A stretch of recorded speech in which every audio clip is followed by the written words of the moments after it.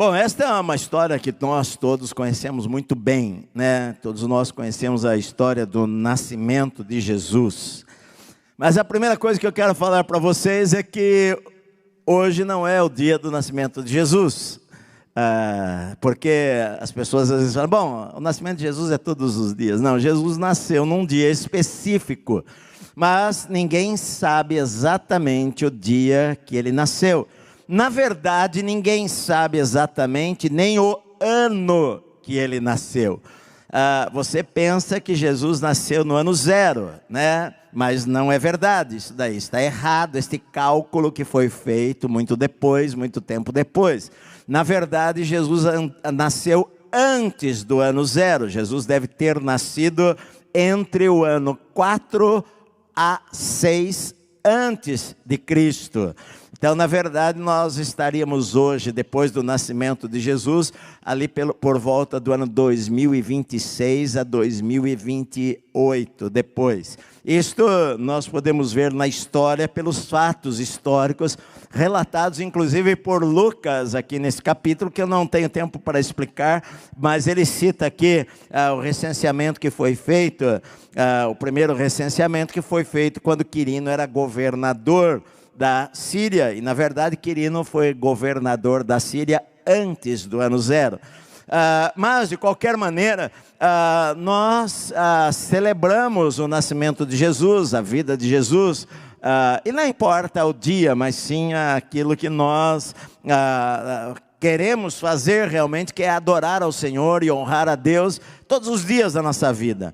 Esta data ela foi colocada, na verdade foi indicada pelo pastor na época, o bispo na época da igreja de Roma. Ela foi mais ou menos estabelecida ali por volta do ano 350 da nossa era cristã, quando o pastor da igreja de Jerusalém mandou uma carta para o pastor da igreja de Roma, perguntando que dia que Jesus havia nascido. O pastor da igreja de Roma, que na época já gozava de um prestígio grande, porque ali era o centro do Império Romano, e Constantino era o imperador romano, e mais tarde Constantino veio a confirmar esta data como 25 de dezembro, mas quando o pastor da igreja de Jerusalém perguntou ao bispo da igreja de Roma, que dia que Jesus tinha nascido, o bispo da igreja de Roma respondeu que havia sido no dia 25 de dezembro. Na verdade, ele teve boa intenção ao falar esta data, embora não tenha dado exatamente muito certo. Por quê? Porque no mês de dezembro, na Europa, em Roma, onde ele estava, havia muitas festividades a deuses pagãos. Era o final do inverno, e eles esperavam que as noites escuras, e havia, por exemplo, na cultura romana, a adoração a Saturno, e uma festa chamada Saturnália, em que eles, em homenagem ao deus Saturno, eles trocavam presentes, eles enfeitavam as suas árvores, esperando com luzes, esperando por causa dos dias escuros de inverno na Europa, esperando a chegada da primavera. Na verdade, muitas festividades a deuses pagãos, como os gregos faziam, na Espanha, no mundo conhecido daquela época, na Grã-Bretanha, enfim, havia muitos deuses pagãos, e estas festas todas eram comemoradas no mês de dezembro por toda a Europa. O bispo de Roma, ele pensou o seguinte, que já que as pessoas estão comemorando festas a um deus pagão, e o cristianismo estava crescendo, nada melhor do que chamar a atenção dessas pessoas para comemorarem não festas pagãs, mas o aniversário, o nascimento do Senhor Jesus. E o nascimento de Jesus vai obscurecer estas festas pagãs, e as pessoas, ao invés de olhar para estas festas pagãs, vão começar a celebrar o nascimento do nosso Senhor. Esta era a intenção intenção dele, mas na verdade o que houve foi que houve uma mistura de festas, e as pessoas foram ao longo do tempo incorporando aquelas coisas das festividades pagãs ao nascimento de Jesus, e que a princípio nós podemos usar essas coisas hoje, não é pecado, porque você não está celebrando uma festa pagã, você não está celebrando o paganismo. Isto gera algumas perguntas, como por exemplo: pastor, é pecado ter árvore de Natal? É pecado ter as bolas lá? É pecado ter as velas na mesa no Natal? Coisa assim, porque essas coisas vieram do paganismo. Eu digo para você que não é pecado, porque o pecado está em se você usasse essas coisas como uma celebração a deuses pagãos, e não é o que nós fazemos. Simplesmente nós usamos essas coisas como uma forma de alegria, de que Jesus nasceu e nós estamos felizes. Mas ao longo do tempo foi incorporando. Por exemplo, Francisco de Assis, muitos séculos depois, incorporou o presépio. Ele colocou lá a manjedoura, aquela cabana, e a Maria e o José e o bebê no cestinho, e os animais.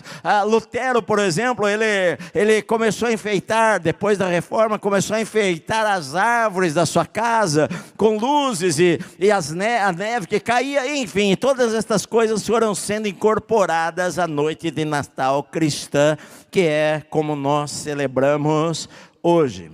Agora, na verdade, Jesus ele deve ter nascido, e já eu falo um pouco sobre isso, no mês de abril. É muito provável que Jesus tenha nascido no mês de abril, entre o ano 4 a 6 antes de Cristo, por vários fatores históricos. Mas o mais importante, a Bíblia relata aqui, Lucas relata de uma maneira muito simples o nascimento de Jesus. Um casal em um estábulo praticamente, porque a gente vê que era um estábulo, porque ali havia um coxo, né, onde os animais bebiam água, onde eles comiam, onde eles colocavam os alimentos ali para os animais comerem, e aquilo ali, a manjedoura, foi onde colocaram o bebê quando ele nasceu. Então o relato de Lucas, ele é assim simples. Numa noite qualquer, não havia nada de especial naquela noite, o dia seguiu normalmente, e o bebê nasceu naquela noite. Por que não sabemos noite? Porque anjos apareceram nos campos de Belém durante a noite, dizendo que o bebê havia nascido lá na cidade de Belém, e os pastores foram para lá, homens que cuidavam das ovelhas no campo, saíram e foram para lá onde foi indicado, e Jesus estava ali na manjedoura, e adoraram ali ao Senhor. Na verdade, a história que Lucas coloca aqui, ele diz naqueles dias, né? Ele começa dizendo naqueles dias. E quando a gente lê esta palavra, a gente entende tudo o que estava acontecendo, que Lucas, por ser um excelente historiador, ele coloca no capítulo 1 as coisas que estavam acontecendo, o anúncio do anjo Gabriel para Zacarias, falando que a sua esposa Isabel iria ter um filho, que seria chamado João, e depois de alguns meses, o aparecimento desse mesmo anjo para Maria, lá no norte, na cidade de Nazaré, dizendo que ela iria ficar grávida pelo Espírito Santo, e ela ainda era solteira, ela tinha um compromisso de casamento, ela estava noiva de José, para se casar com José, quando ela recebe esta notícia, e ela fala assim para aquele anjo, fala assim para Deus, e que eis aqui a serva do Senhor, que se cumpra em mim a tua vontade. E a gente se esquece dos conflitos que José e Maria passaram. Eu já falei isso outras vezes, a tensão de uma menina de 14 anos, 15 anos, que era a idade que se casava, poder ter que chegar ao seu pai e enfrentar o seu pai numa cultura paternalista, numa cultura muito diferente da nossa, e ter que chegar para o seu pai e para a sua mãe, e depois depois para o seu noivo e falar que ela ficou grávida de Deus, do Espírito Santo, não foi um momento fácil para ela passar. As lutas emocionais e os olhares diferentes das pessoas, sendo que a Bíblia diz que José, não querendo difamar a sua noiva, ele planejou fugir, porque se ele fugisse, a culpa cairia sobre ele, de que ele teve um relacionamento sexual com a sua namorada, a sua noiva, e fugiu, e deixou a grávida. Então ele não querendo difamá-la, não querendo, porque as pessoas perguntariam: nossa, José, o que você aprontou com essa menina? E ele, como crente, não poderia mentir e falar: não é meu filho. Ele então preferiu fugir para não difamar a Maria. Mas naquela noite ele teve um sonho em que o anjo do Senhor falou com ele: olha, José, não, receba Maria como tua esposa, porque o que nela foi gerado é pelo Espírito Santo. Enfim, e ele a recebe como a sua esposa, e eles se casam e vão viver juntos, mas ele não tem relação sexual com ela por meses, porque a Bíblia diz até que o menino nasceu, e o filho primogênito é o primeiro filho, significando que depois eles teriam outros filhos, como a Bíblia diz que eles tiveram outros filhos e filhas depois também. Mas naqueles dias, a Bíblia diz, que dias? Nos dias de Herodes. Herodes era o rei da Judéia. Herodes era perverso. Herodes não era judeu, Herodes era idumeu. Ele foi colocado lá no trono pelo seu pai para comandar aquela região da Judéia, e depois reconhecido por Júlio César, imperador romano, que ele deu o título de rei de Israel. Mas na verdade Herodes nunca foi rei, ele foi colocado lá como se fosse o governante lá daquela parte de Israel, para prestar contas a Roma, e Roma dava a eles a liberdade de fazerem coisas, porque Roma queria manter os judeus longe de rebeliões, que eles se rebelavam com muita frequência. Então Roma queria pacificar aquela região. Herodes, o grande, como ele é chamado, ele era muito perverso. Ele casou-se com uma judia chamada Mariana e a matou depois. Ele matou a sua esposa, ele matou pelo menos 3 dos seus filhos, ele matou a sua sogra.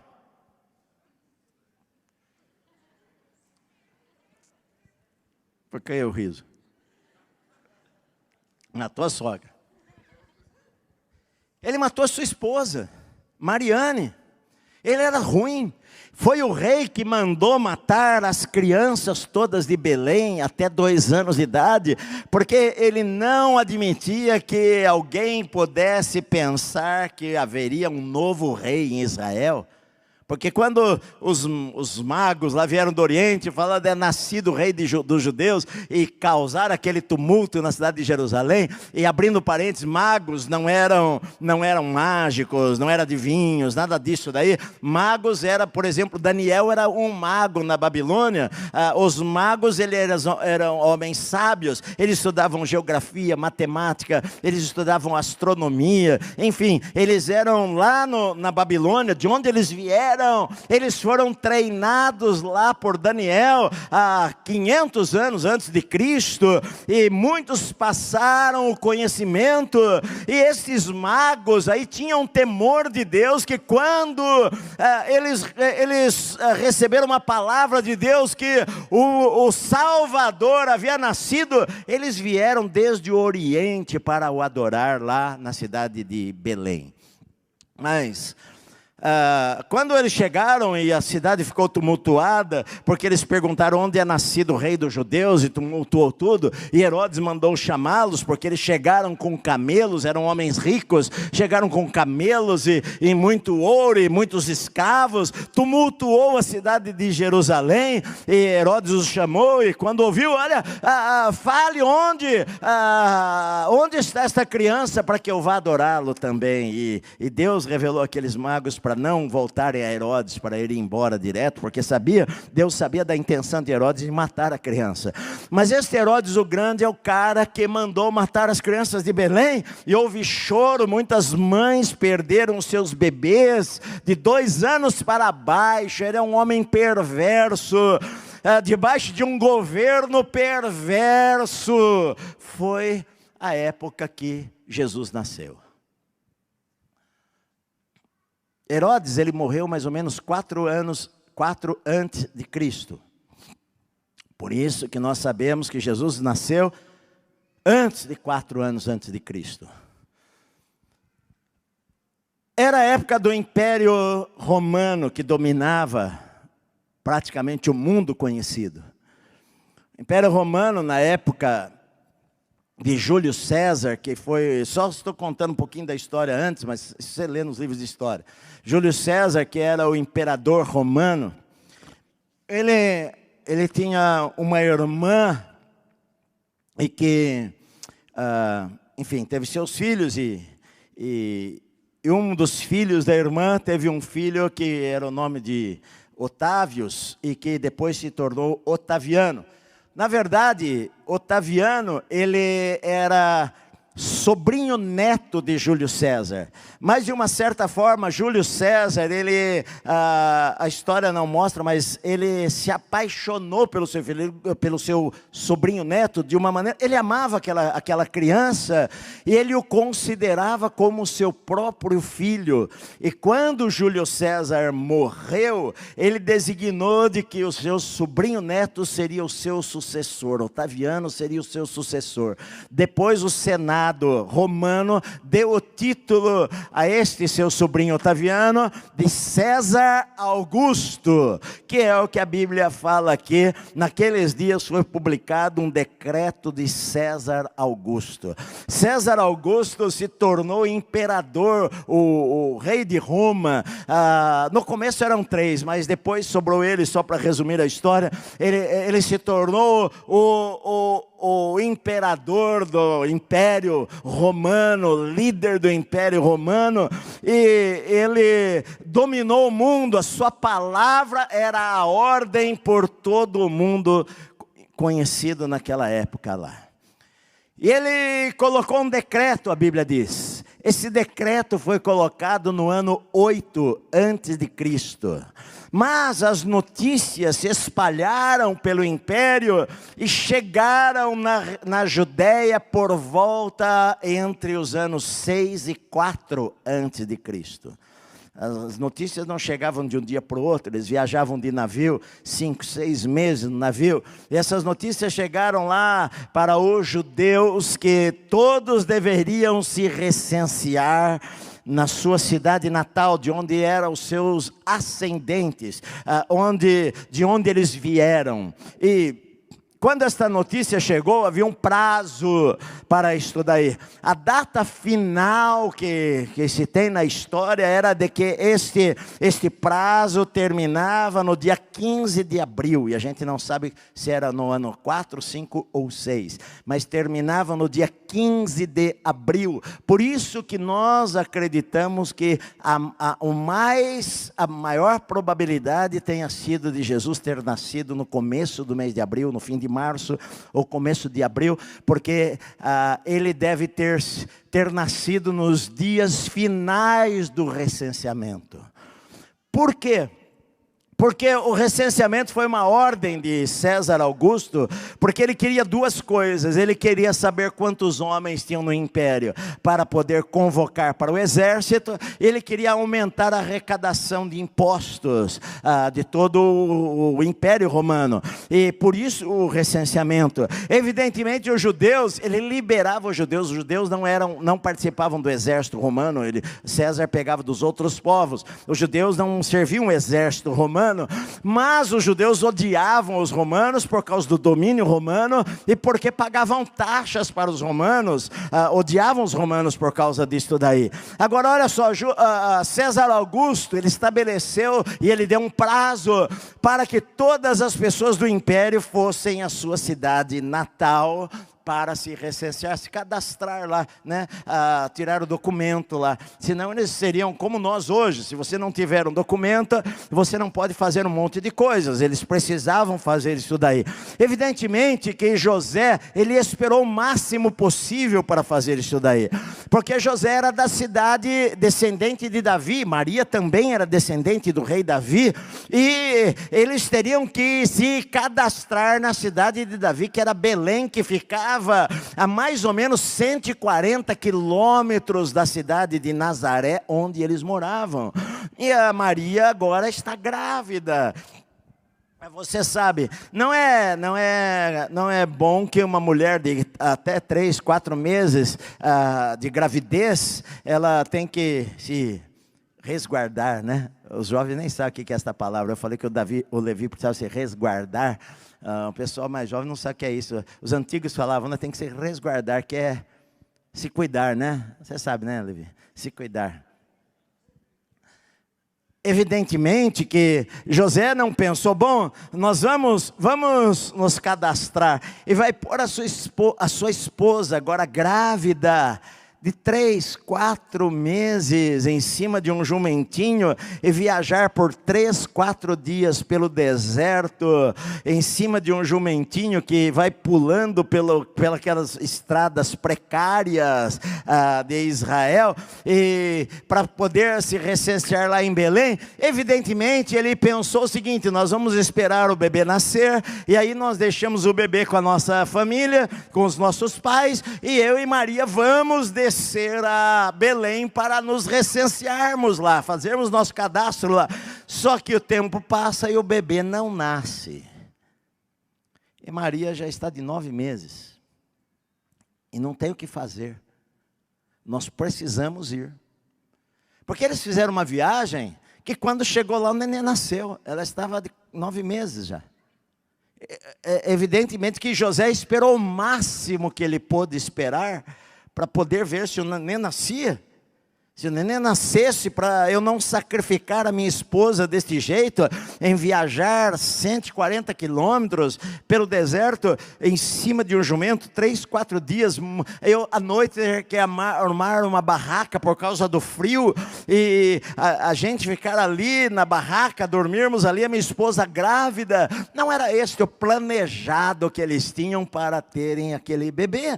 Então evidentemente que ele esperou o máximo que podia, só que o prazo estava vencendo e o bebê não nascia.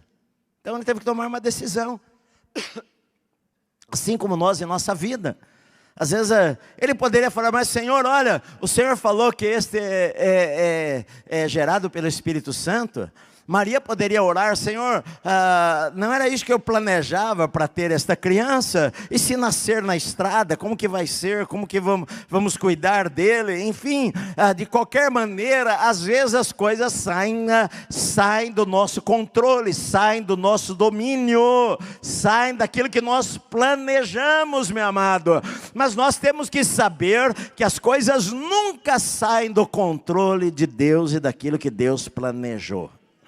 A Bíblia diz que no tempo determinado Jesus nasceu. Lá diz em Gálatas que no tempo determinado o Filho de Deus nasceu. Deus tinha um tempo. Deus tinha um tempo. Houve 400 anos de silêncio na história. A última palavra que Deus falou lá em Malaquias, até o nascimento, até o anúncio do anjo lá para Zacarias de que a sua esposa teria um filho e chamaria João, se passaram 400 anos de silêncio, quase a idade do Brasil. 400 anos que não havia uma palavra de Deus através de um profeta, porque Deus tem o tempo certo para todas as coisas, meu amado.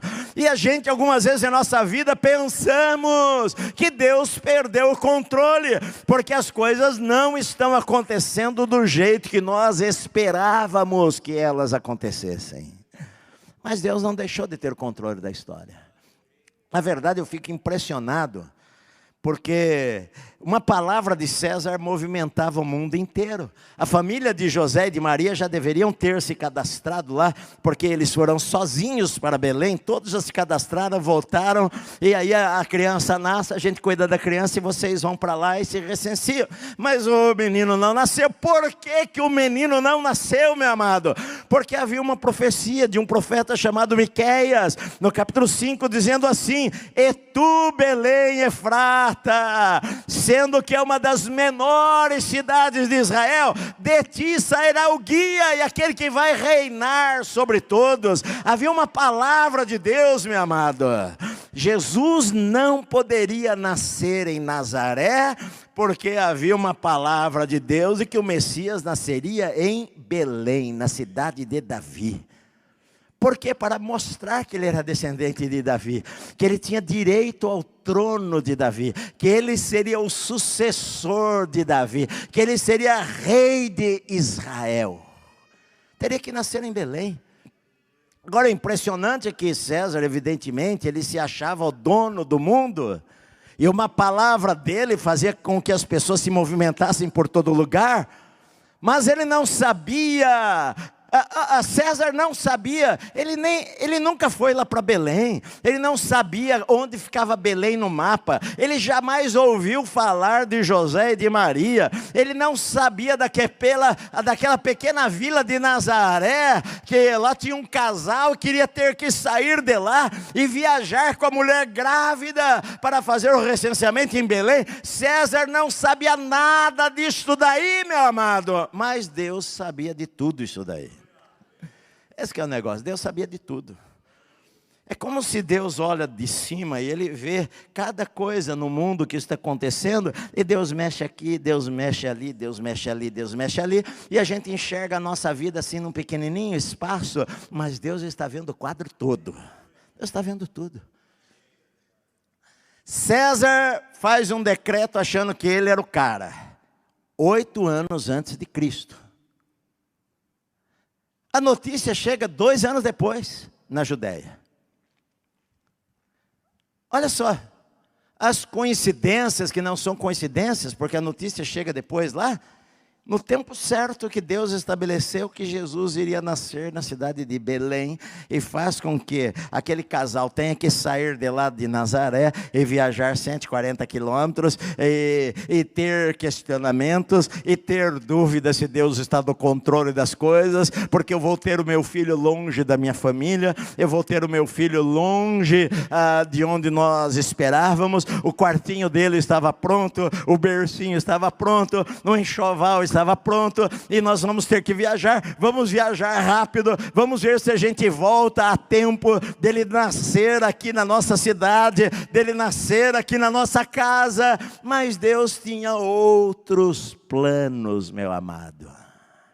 Deus tinha outros planos, e nós temos que confiar que Deus sabe o que faz, que Deus tem a última palavra, que Ele não nos deixou em momento nenhum, que Ele continua tendo controle sobre todas as coisas, sobre todas as pessoas e sobre todos os reis da terra.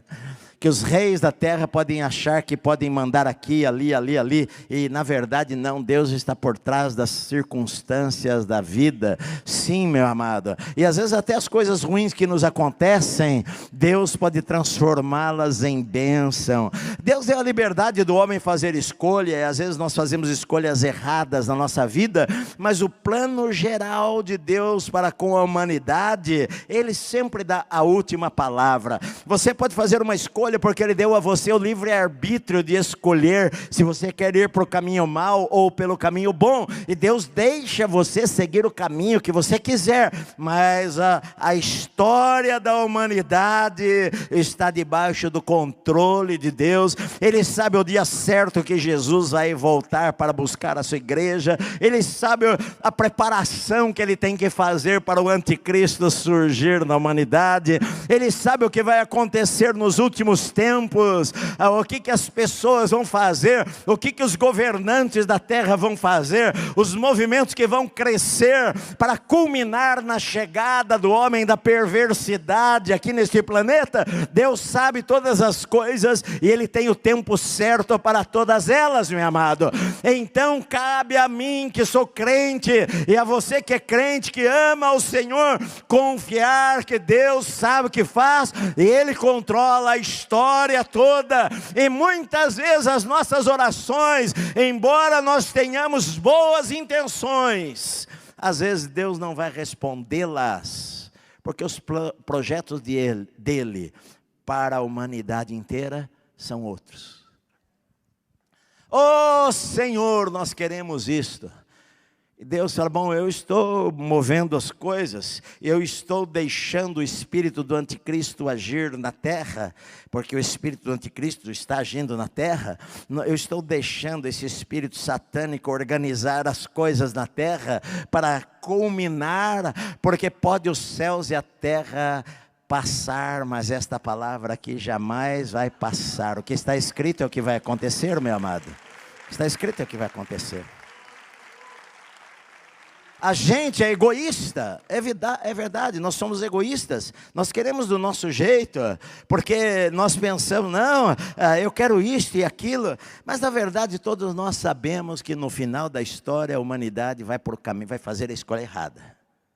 No final da história, o pecado vai aumentar, muitos vão apostatar da fé, muita coisa vai entrar dentro das igrejas cristãs colocadas pelo diabo lá dentro. Muitos falsos profetas vão surgir no meio da igreja, dizendo, este é o caminho e aquele não é o caminho. Muitas coisas vão acontecer. Está escrito na Bíblia. Mas Deus não perdeu o controle da história. Deus não perdeu o controle da história. As coisas estão caminhando exatamente como Deus planejou, antes de criar a terra, antes de criar a humanidade. As coisas estão acontecendo, estão aqui. Esse é o livro mais atual, não precisa ser atualizado, ele é mais atual do que o jornal que vai sair amanhã. Então, meu amado, é isto. Agora, por que eu preciso ficar desesperado? Por que eu preciso ficar sem dormir? Por que eu preciso ficar preocupado? Por que eu preciso ficar com medo do amanhã? Se eu tenho um Deus que controla todas as coisas, e a Bíblia diz que todas as coisas cooperam para o bem daqueles que amam a Deus de verdade, meu amado. O meu trabalho é amar a Deus, o meu trabalho é andar com Deus, o meu trabalho é procurar obedecer a palavra de Deus na minha própria vida, meu amado, e deixa o resto com o Senhor, que Ele vai controlar as coisas, meu querido. Deus sabe de tudo. Eu tenho que buscar a Deus, eu tenho que procurar cuidar da minha saúde, que é o templo do Espírito Santo, que é o único corpo que eu tenho, esse daqui, é o único templo que eu tenho, esse daqui, não tenho outro. Se eu não cuidar dele, eu posso ter um ataque cardíaco. Crente tem ataque cardíaco também, e morre de ataque cardíaco. Se eu não cuidar do meu coração, não do meu coração espiritual, que nós crentes cuidamos, mas do meu coração físico, posso morrer antes da hora. Sim. O nosso trabalho é esperar em Deus, o nosso trabalho é descansar em Deus, o nosso trabalho é procurar agradar a Deus, o nosso trabalho é procurar viver para Deus. Deus está cuidando da nossa vida, Deus sabe o nosso futuro e o nosso amanhã, Deus sempre tem o melhor para nós, mesmo que a gente não entenda os porquês e não temos uma explicação naquele momento dos porquês. Por quê? Por que Jesus foi nascer lá em Belém? Poderia ter nascido em Nazaré. José e Maria nem imaginavam isso daí, meus amados. Não imaginavam. Eles talvez nem se lembraram da profecia de Miqueias. Miqueias não é um profeta tão conhecido assim. Eles talvez nem lembraram-se de que teria que nascer em Belém. E nem associaram talvez aquela profecia com o Messias, ou com o filho deles. Como que eles iam imaginar? Maria jamais, a Bíblia diz que quando aqueles homens vieram adorar, ela guardava todas estas coisas no seu coração.